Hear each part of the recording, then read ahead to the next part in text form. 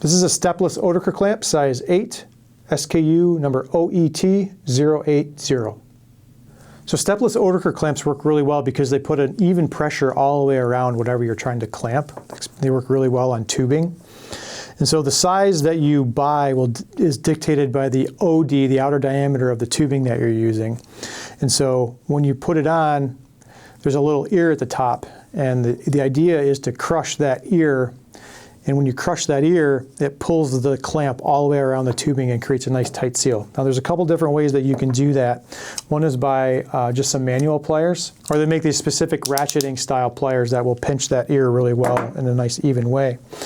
The good thing about Oetiker clamps is they work really well for tubing. The downside is they're kind of semi-permanent, and so the only way to get them off is to use your pliers to either cut through the ear, or there's another way that there's a tab all the way around the clamp here. What you got to do is get a piece of metal, whether it's like your pliers or a screwdriver or something, underneath that tab, and basically you're just going to peel back that tab, and the clamp will come off. So they're not permanent, but they take some effort to take off.